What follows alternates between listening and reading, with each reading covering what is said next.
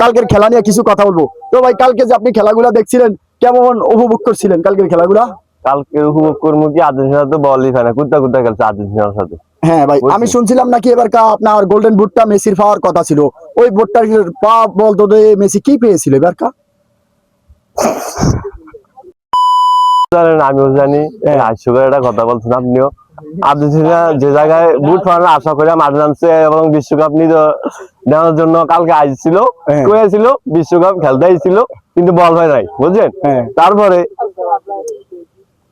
Golden বুটের জায়গায় পাইছে মেডেল। এরা হাস্যকর না ভাই? একটু কনসেপ্ট মেডেল পায়। মেডেলটা কি ভাই ভালো মেডেল পাইছে নাকি?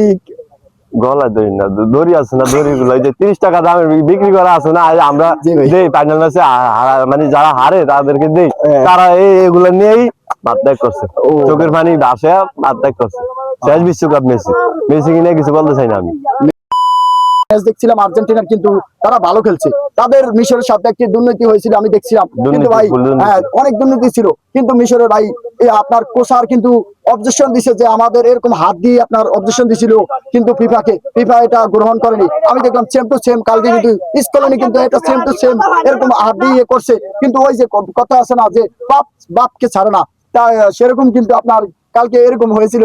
কারণ স্কলনি হাত দিয়ে যত আম্পায়ারকে বোঝাচ্ছে যে খেলাটা এরকম হচ্ছে, তাদের সাথে দুর্নীতি হচ্ছে, কিন্তু দুর্নীতি না হওয়ার কারণে কিন্তু দুর্নীতি হচ্ছে। কিন্তু আপনারা খেলাগুলো দেখছেন, ওই যে মিশরকে যেমন আপনার ইচ্ছে করে হারিয়ে দিয়ে মাঠ থেকে বিদায় নিতে দিচ্ছে, এরকম কিন্তু কালকে আর্জেন্টিনার লগে সেম টু সেম হয়েছে।